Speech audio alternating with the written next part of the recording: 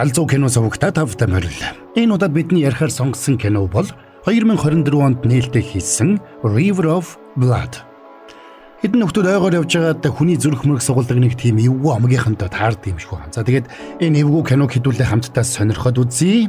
Гиснээс энэ киног ярих боломж олгосон Quiz Lab-ийн хамт олондоо баярлалаа. Манайхан хамт олон найз нөхдөөрөө галзуу мэдрэмжийг бодитоор мэдрэмээр байвал Quiz Lab-ыг зориорой. За тэгээд олон давуугүй кино тайлбартаа хэдүүлээ орцгоё.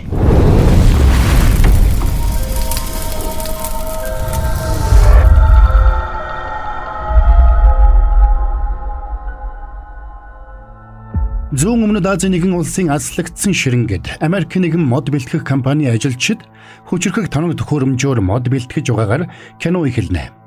Гэтэл нэг мод бэлтгэгч машины оператор өөрөөс нь холгүйхэн бутан дотор хэн нэгэн хүн хамтран ажлагчийг нь цохиж унгаж байгааг олж хардаг.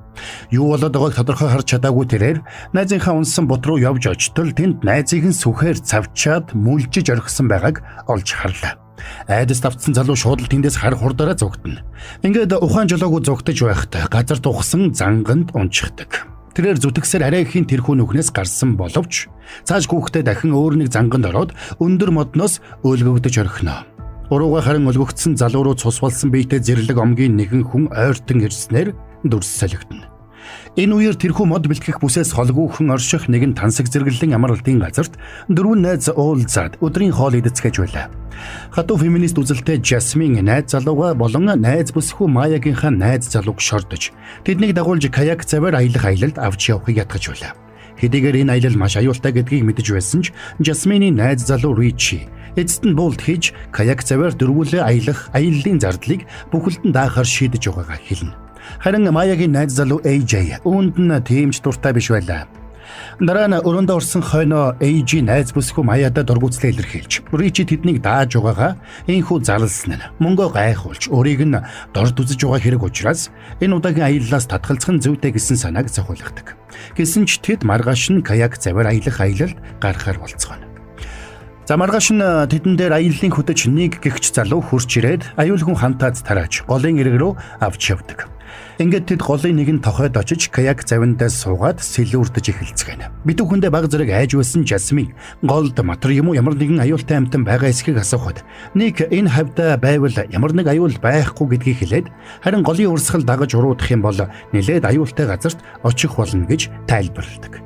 Учир нь тухайн бүс нутагт мод огтлох ажил эрчимтэй явагдаснаар тухайн ширэнгэн ойд амьдардаг өмнө нь хүмүүстэй огт холбоо тогтоож байгаагүй олон зэрлэг омгууд өөрсдийн эзэмшил нутгаа алдсан байжээ. Тэд гадны хүмүүст дайсагнсан байдлаар ханддаг байлаа.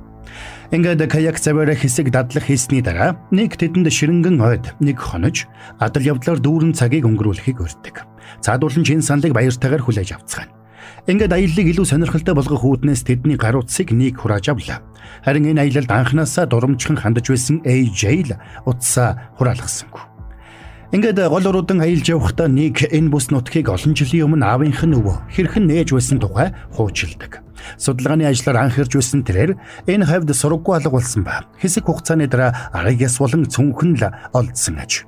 Ингээд хэсэг явсны эцэст Жасмины дотор эвгүй болж тэд эрэг дээр хэсэг саадахар боллоо. Энэ зүр AJ амжуулан тавсгаас суллаж харин Ричи Жасминыг зүгээр байгаа эсхийг лавлахаар бас л завнаасаа буужээ. Энэ үеэр тэр хавьд өөр нэгэн хос ой дундуур мотоциклд давхиж явлаа. Тэд энэхүү адал явдалд аяллахын талаар бичлэг хийж сошиал хуудасаараа лайв хийж байдаг. Ингээд тэд үзэгчдэд бүр сонирхолтой адал явдал үзүүлэхийн тулд хориотой бүс рүү давхин орцгоно. Гэтэл гэнхэн урд нь явсан найз залуу нь мотоциклоосаа үсэрч ундаг. Найз бүсгүй нь гайхаж мотоцикло зогсоогоод найз залуу руугаа очтол модны хооронд нууцаар татсан нарийнхан хурц төмөр утсыг хүзүүгээрээ дайрч толгой нь тасарсан байдалтай хэвдэж байлаа. Хэн нэгний хашгирах дууг сонссон нэг болгоомжуулж эхэлсэн бол хойно нь явсан хосууд хоорондоо тоглоод гадны чимээг сонсох сөхөг байдаг. AJ усан дотор хөвж явсан хоргүй могоог сэлүүрээрээ авч Ричи Жасмин хоёрын завь руу шидэж орхисонд нөгөө хоёр нь айгаад завнаасаа үсэр нь унцгаадаг. AJ тэднийг шоолж гар утсаараа бичлэг хийж эхэлсэн ч удалгүй өөрөө тэнцвэр алдан ус руу унаад гар утсаа усанд алдаж орхино. Тэдний аз болоход нэг ус руу шумбаж AJ-ийн утсыг олж өгдөг. Энэ үеэр мотоциклдаа явсан бүсгүй нэгэн аврах том агууруу оронгоо үзэгчдэд найз залуугаа аимшигтай осолд орж амиа алдсан болохыг тайлбарлаж байдаг. Гэтэл тэрний урдхан талд нэгэн зэрлэг омгийн хүн гарч ирээд гартаа барьсан борохоогоор нам цохиж орхино. Усан дунж норсон хосууд голын ирэг дээр гарч хоноглохоор бэлтгэж эхлэх үед нэг тэднийг дулаацуулахаар гал түллээ. Орой болж унтаж амархын өмнөхөн гал тойрон суухдаа Ник Маяг нутгийн зэрлэг омгийнхны талаар сонирхдаг болохыг нь мэдээд тэд хүмүүс рүү давтлахдаа ямар арга зээл хэрэгэлдэг болохыг ярьж өгдөг. Никийн тайлбарласнаар бол тэд хамгийн түрүүнд олзны хүний шагааг гэмтэж зугдах харахгүй болгоод дараа нь хүүхэд залуучуудаараа тэр хүнийг агнуулж дадлаг хийлэгдэг аж. Никийн хүн нутгийн иргэд хэрхэн ангуучилдаг талаар Маягийн нүдэнд харагдтал тайлбарлаж байтал AJ тэдэн дээр ирээд Маяг дагуулж аяны хүнчлөө зассан газар руугаа явцгаана. Ингээд бүгд унтаж намгүн болсон хойно Жасмин гинэд орноосоо босож ойг чиглэн ганцаараа явлаа. Ингээд гэтэж явсан Жасминыг AJ гинэд араас нь бариад авна. Гэтэл үнэн хэрэгтээ тэр хоёр нууцаар явуулддаг байсан болж таарна.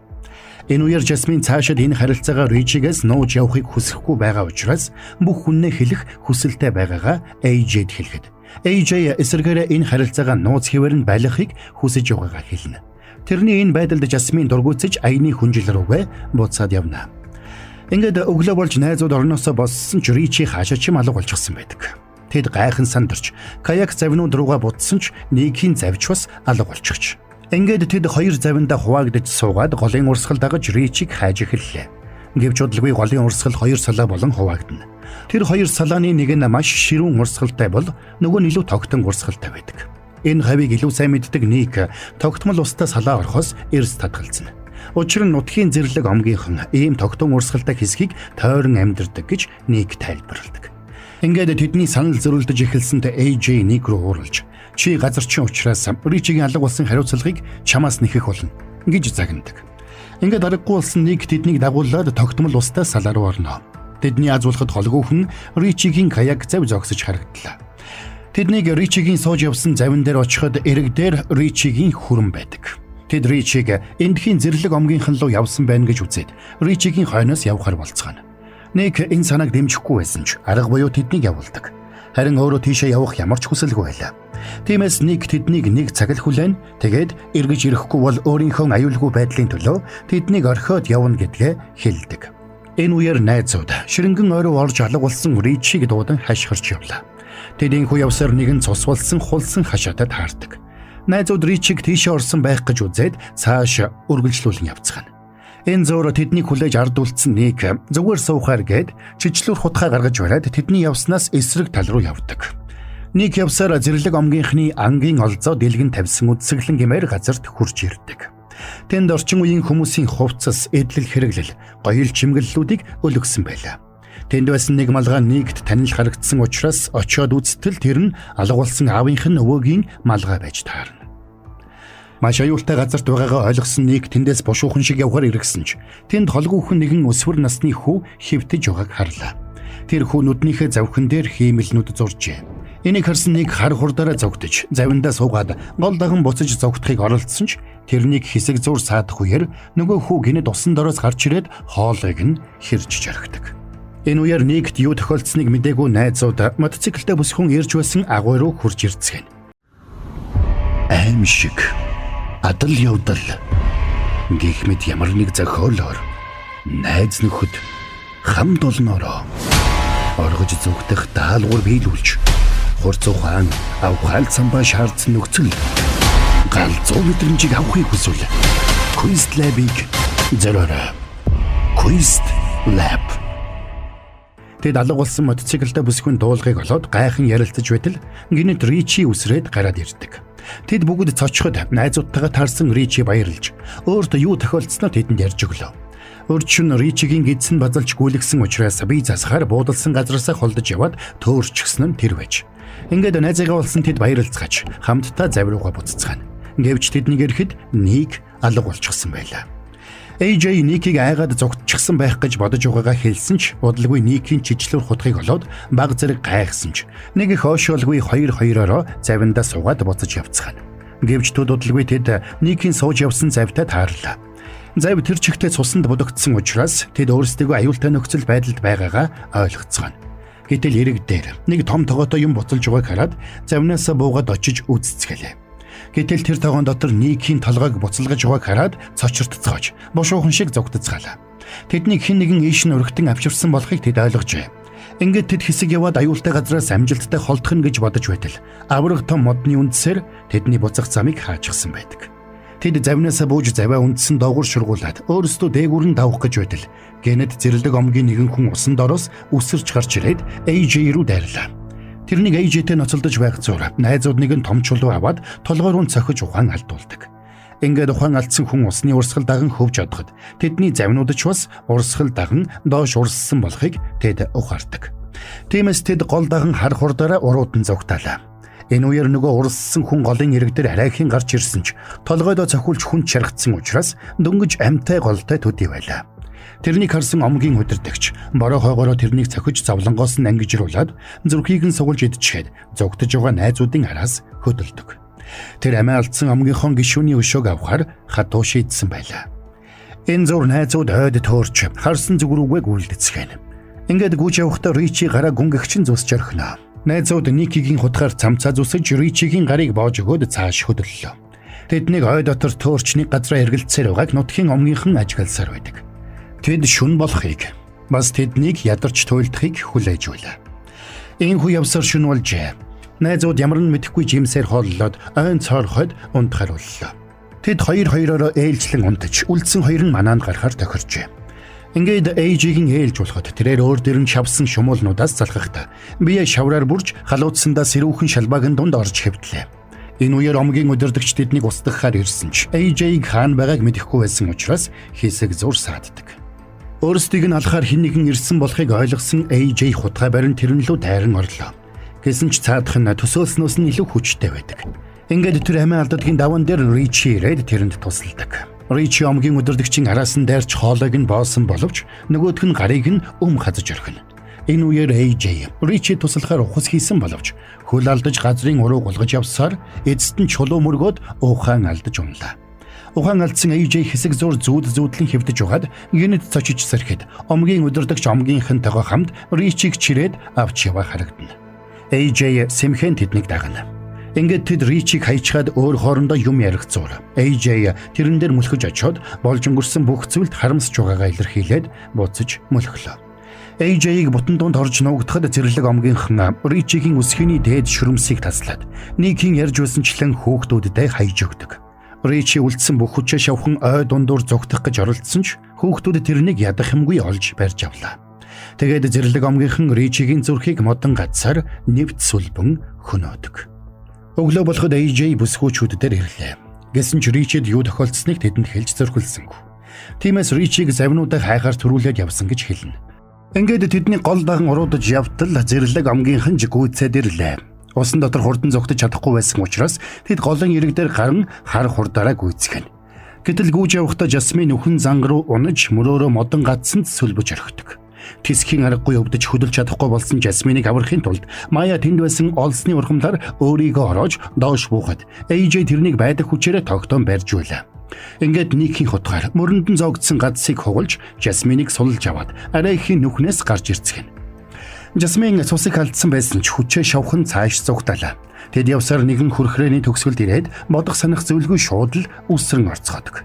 Гэтэл аз болоход хөрхрээний адагт тэдний нэг завин байж байлаа. Тэд ч баярлан завинд сууж урсгал даган хөвж эхэлцгэн. Гэвч голын урсгал удааширсаар тэд тогтмол усанд хурж ирлээ.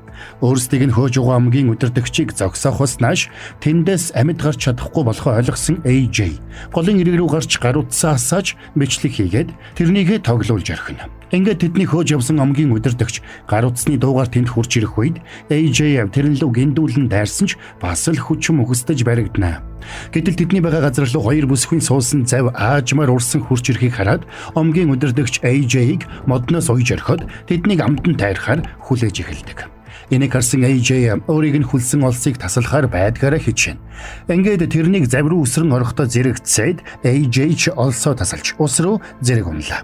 Омгийн удирдагч шууд зав руу дайрсан ч AJ хойноос нь гүйдэж ирээд тэр хоёр дахин амирсан тулалдаж эхэлдэг. Омгийн удирдагч балиусаа усанд алдсан ч барьцаалталгүй AJ-ийн ард гарч араас нь боож эхэллээ.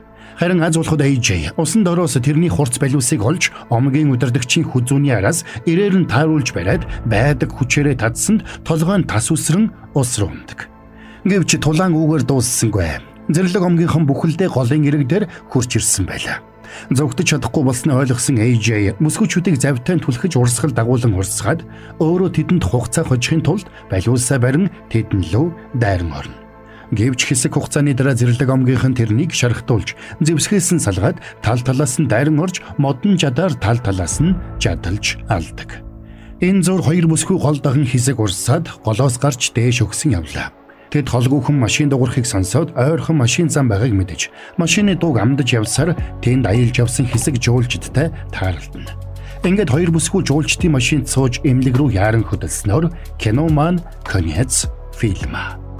За галзуу киноны тайлбар маань энд хүрээ дуусч байна. Нэг ийм л эвгүй галзуу кино гэж. За тэгэхээр манайхаа таалагдсан бол яах вэ? Дардгуудаа дараагүй бол дардцгаан шүү дээ. Энэхүү киног ярих боломж олгосон галзуу кино сувгийн галзуу хамтрагч Quiz Lab-ийн хамт олондоо баярлалаа. Манайхан description хэсгээс Instagram, Facebook-аар нөрөөд дэлгэрэнгүй мэдээлэл авцгаана үз. За тэгээд хэдүүлээ дараагийн бас нэгэн галзуу киноны тайлбараар эргээд уулзцгаая.